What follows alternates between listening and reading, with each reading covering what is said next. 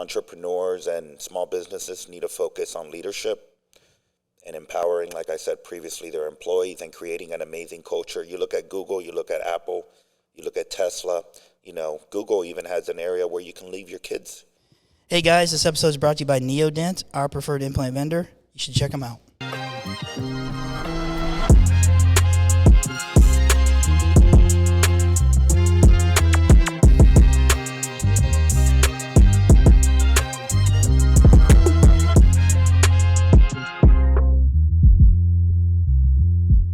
Hey everyone, welcome to Livestream with Dr. Alex Plains. I'm Jeremy, and this is Dr. Alex Plains. Thank you, Jeremy. How you doing today? Great. How you doing today, Doc? I'm very good. So can we tell our listeners how we met? Oh my, what a story that is. Yeah, why don't you start? You know what? I want to hear you. I want to hear your interpretation of that story. All right. So I remember our first conversation. I was in the dental office working, and you were sourced to me by a lead. And she was like, this gentleman is amazing. He has a great personality. I think you guys are going to work great together. So I was like, Jeremy Applegate, should I call him? So I remember calling you, and, instantly it was an amazing connection. We aligned correctly on how we were going to take care of the organization. And a week later, you flew in, right? Yeah, a week later I flew in. And what did you think? When I first talked to you, I was like, I have to work with this guy. I mean, it's non-negotiable. I had other things going on, but I'm like, I'm going to put all that stuff in the back burner because this guy is who I want to work for. Thank you, Jeremy. And can you tell the listeners where you moved from? Yeah, I lived in the Midwest. So I lived in around Chicago. Okay. And I relocated myself and my wife to Florida. Wow. For you. That's amazing dedication. It is. But I believed in you. Well, I believed in you. Thank you. That's all that matters. You got to believe in one another Amen. To grow an organization or work together. And I think that's something that gets missed sometimes. It sure does. Look at the job market right now. Oh, it's horrific. Human capital is insane. Insane. And you get a situation where, they don't believe in leadership. Everybody inside your organization believes in you. And you don't find that very often. No, you definitely don't. And another amazing thing is culture. Oh, for sure. And, me and you aligned because we had the same focus, leadership and culture.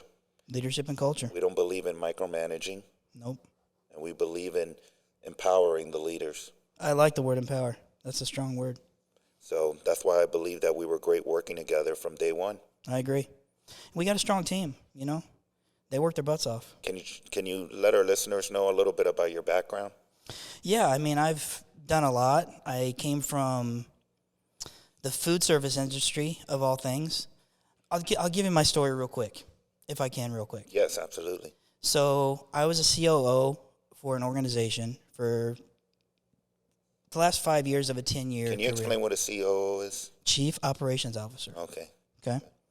So I sat there and I did that for 10 years. And then 2008, when the economy crashed, my job got eliminated. It was a smaller organization. The owner, instead of just being an owner, he took on some responsibilities. They handed some of my other responsibilities to his brothers. It was a family-owned business. And, I lost my job. And you almost lost it all, right? I almost lost it all. I got my car taken away. What year was this? This was in 2008. During the Great Recession? Yep. It was rough. It was scary times. I tell you what, I was selling DVDs for $1 to be able to put gas in my car. It was incredibly challenging. I went through it all. Repossession of car, foreclosure of house, asking the local governments for help, paying the water bill.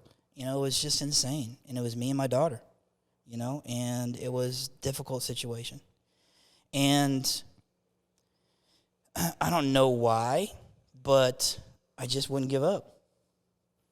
And I started doing other different things, and I started, I had a lot of network in the South Bend, Indiana area.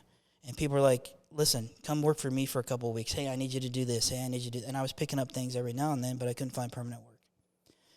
It was, I mean, I went and applied at McDonald's, and they were like, we ain't talking to you. I'm like, I need a job. You guys are hiring. And they said, no. I'm like, why? Because you're not going to work for us. When this is all done, you're going to run for the hills because you're going to be doing something that you want to do. Well, they weren't wrong, but yeah. And then on a whim, Aspen Dental popped up. Of course, everybody knows about Aspen Dental. Yeah. And I was like, you know what? I'm going to apply at Aspen Dental.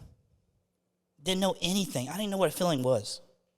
So you had no experience with the dental industry? Zero dental. Zero. What was an extraction? I don't know. So I applied. In 24 hours, I talked to the territory director and I talked to the vice president, and we built this plan. And, you know, I finally got myself back on my feet after a lot of hard work. But, yeah. And here we are today. That's amazing. Which kind of goes back to our current job market right now. You better believe that. So this is a reminder of back in 2008. Do you think it's just a little different this time? Yeah, I mean, in 2008, people wanted to work, right? They wanted to work. And there was just no jobs available. Now, I mean, you can't get people to work. Yeah, but you also look at the most recent job report, and we added 330,000 plus jobs in the month of May. Yep, that's true. That's true. Now, my question is this. We added jobs, okay? Are those filled jobs? Those are jobs that are actually filled. And unemployment is at a 3.6% across the country. It's pretty crazy. You know, we just got data today that the consumer price index actually rose again. So we have inflation, we have plenty of jobs, but we also have rising wages at this time. So it's very, very different. I believe it's kind of like a hybrid scenario. I like that word, hybrid. I mean, I don't want to say that a lot, but I like that word. I don't think economists can even predict what's going to happen. No, I'm not trying to be mean about those guys, but they don't know what's going on. Goldman Sachs just predicted $140 per barrel. That's a significant. And I think it'll go higher. I think we're going to go to $160 per barrel. So what does that in turn? What is that? What are the gas prices going to look like in Florida when that happens? $6.50 a gallon. That's crazy. I would say something like that. Diesel at $7.50, $8 a gallon. That's crazy. I mean, the other day I went to the gas station and people were paying $10, $15, $20 just to get to work. Who can afford this type of living lifestyle? You understand, in our organization, where last week alone we had 5 employees asking for raises. Yep, or for sure. reviews. Well, you know, they're expecting that raise after that review, right? That's correct. Yeah. Small businesses are going to be destroyed by this. That's what I'm worried about. You know, I'm worried about us protecting ourselves because, you know, it's a situation where they're just going to run for the better opportunity. And they define, right? I feel like the current employee or potential candidate thinks that the better situation is a better hourly wage. Yep. They don't look at everything else, what benefits and stuff like that. I think in order to gain good talent right now, entrepreneurs and small businesses need to focus on leadership and empowering, like I said previously, their employees and creating an amazing culture. You look at Google, you look at Apple, you look at Tesla. You know, Google even has an area where you can leave your kids. That's crazy. So they can take care of your kids while you work. Yeah, that's crazy. There's a movie called The Interns with Vince Vaughn and Owen Wilson. I haven't seen that one. It's about Google. It's about doing an internship with Google. And they had all this crazy stuff. They're like free food every day. You know, and they're getting basketball courts. Yeah, it's insane. Is there any way we can put a basketball court in one of our dental offices? Let's see if we can make that work. At least a small one. I'd like that. I think it would be a great idea. I mean, we do interviews pretty much almost 2 or 3 times a week. And what is the biggest challenge that we're having right now? Well, with the interview process, I don't know if you agree with this. You can obviously disagree because you're the man, but I think it's competition. That's the word I want to use, because you run into situations where people are shopping. You know what I mean? It's like they interview with you, but are they committed to wanting to come on board with you, or are they using you against somebody else? for a better opportunity. Is there any way we can improve that interview process? Maybe, you know, a leadership video introduction, who we are, so they can kind of understand us a little better. I think what we need to do as an organization is you built this organization on leadership and culture, right? You knew the revenue was going to come by how you take care of people and how you take care of patients. I mean, that's in your blood. That's correct. And I think that's an opportunity for us to, I hate using the phrase, but get back to the basics and make sure that is a priority for us. Instead of our people that we utilize to interview all these people, let's not get to the compensation. Let's not get to the compensation on that first interview. Let's get to, this is who we are. Are you aligned with what we're all about? Yeah, I love the sound of that. It's a different approach. I think so. I mean, we were going to lose an assistant in one of our offices to go work for Walmart. Walmart's paying $21 an hour now. It's crazy. I mean, it's just crazy. What are you supposed to do as a small business owner? What do you do as a small business owner with that? You gotta either raise prices on your patients or your customers, which they're not going to be happy about it, because sure enough, the insurance companies are now reimbursing us appropriately. Oh, do we want to talk about insurance companies right now? Do we want to talk about insurance companies right now? Well, you know how that topic goes. Yeah, This is a yes, topic sir. we can talk for days. But as you know, you negotiate with your vendors, and you try to lower costs, overhead costs, in order to pay your employees, because we need human capital to run these businesses. And I think that's something, specifically in our industry, is patients don't understand that. You know what I mean? It's really difficult to find a great front desk person, a great office manager, a great patient coordinator, treatment coordinator, dental assistant, hygienist, doctor. I mean, it's hard to find those people. And, they're just not banging down the doors because, again, we go back to nobody wants to work. Nobody wants to work. And I feel that this evolution might never come back to where we used to be. We just lost an office manager because she wants to work from home. Yep. An amazing office manager, but she wants to work from home.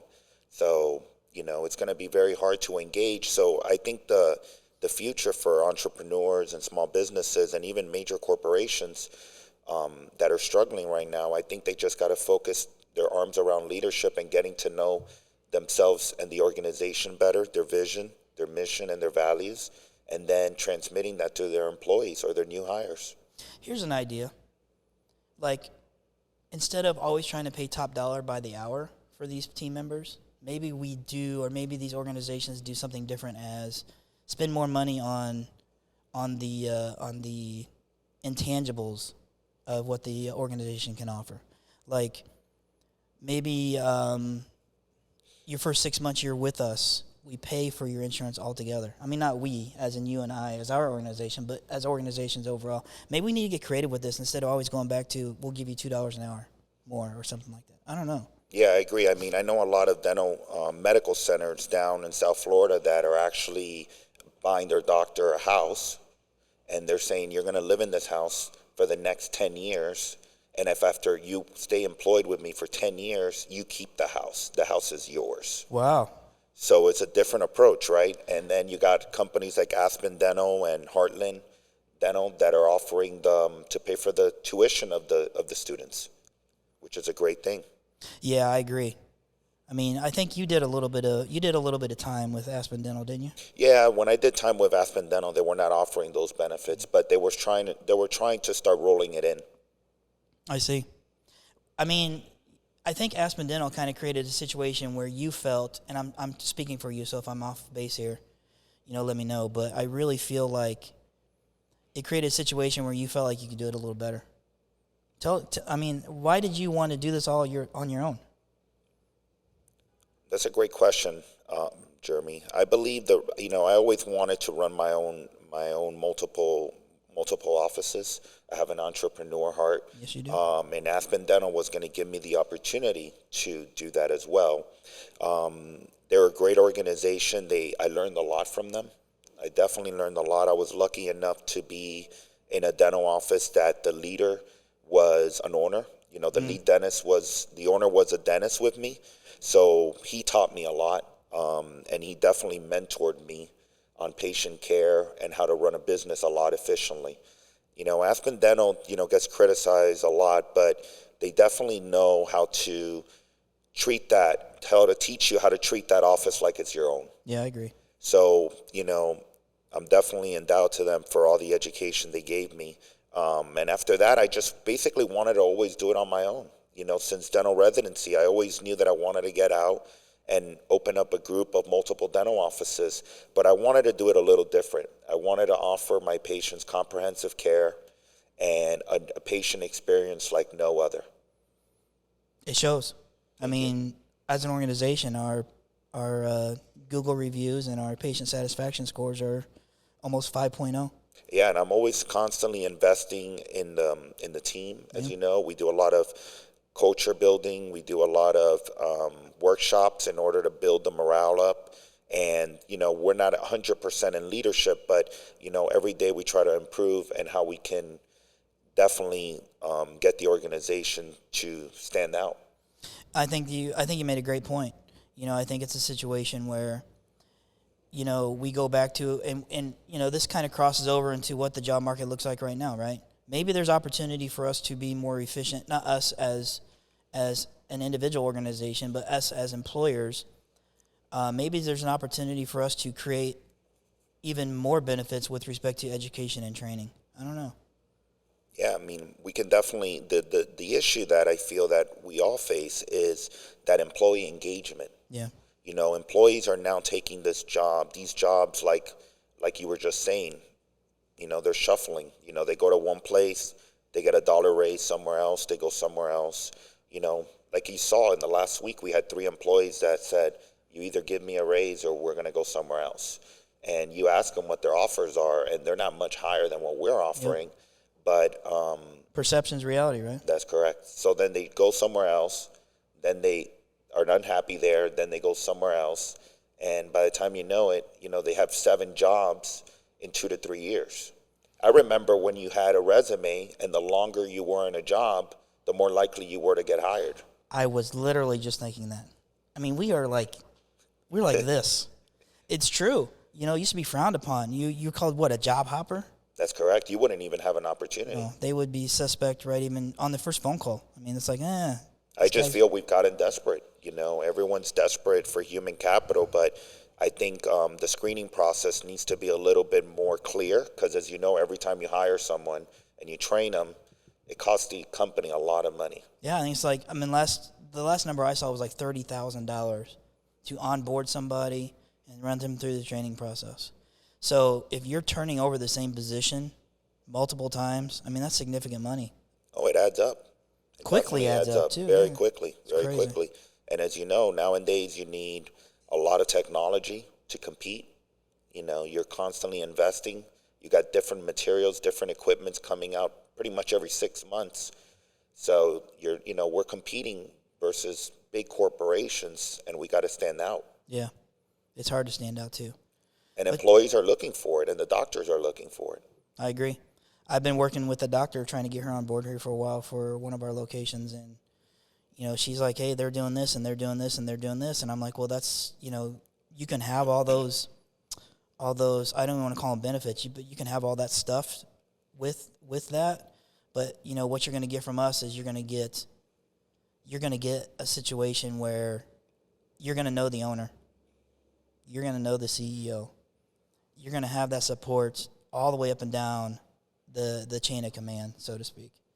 And you're not going to get that at those other places. You won't. And it's not their fault, right? They're just so damn big. It's just like you're not going to see Bob Fantana's not going to come and visit your office, okay? He's just not going to do that.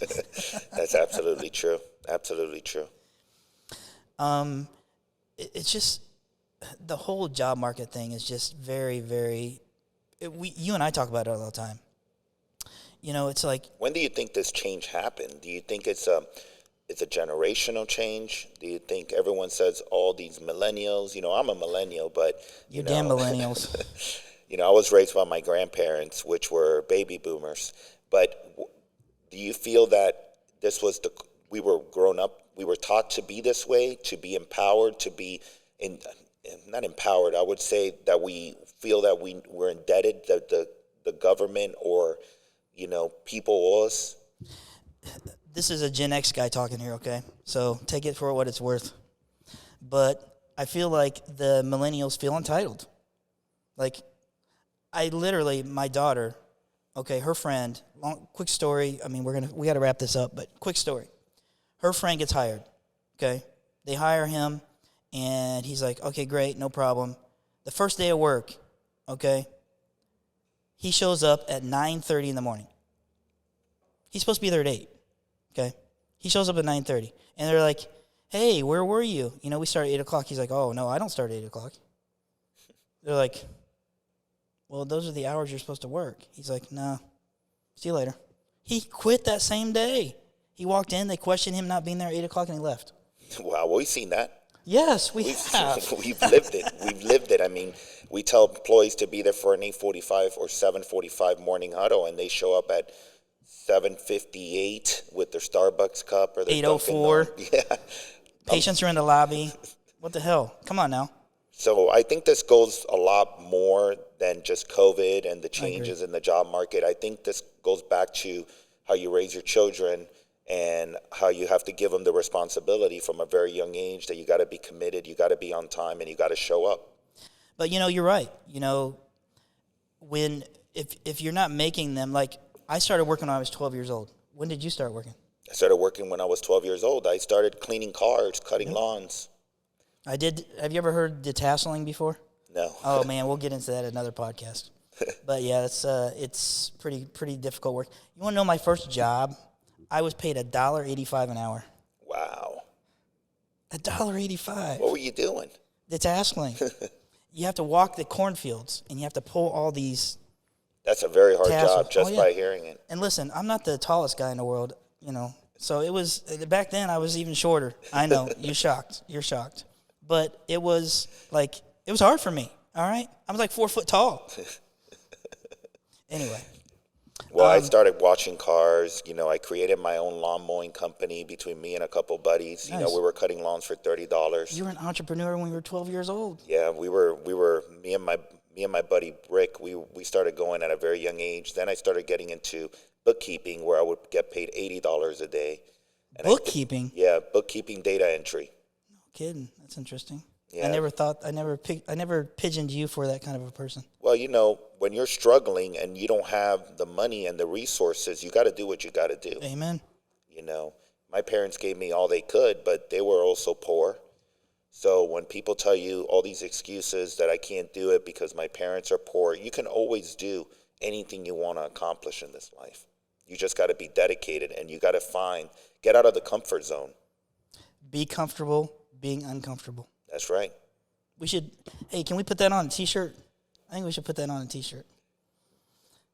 Be comfortable. Be comfortable being uncomfortable. Yeah. Because that's you and I in a nutshell, right? We came from a challenging situation. We decided that enough is enough. We're not going to give up. I mean, you're a fighter. Oh, thank you, Jeremy. You're a fighter. I think this leads into, what we want to continue to talk about, in the foreseeable future is leadership, culture. I mean, we've mentioned that a couple times today, but we didn't even dive into it. No, we not. We have a lot to talk about that. Yes, sir. Yes, sir. Well, I think we're going to end, right? I think it's about time. I appreciate you sitting down and chatting. No, thank you for being here today. We always have good conversation. Absolutely. All right. Thank you. No, thank you.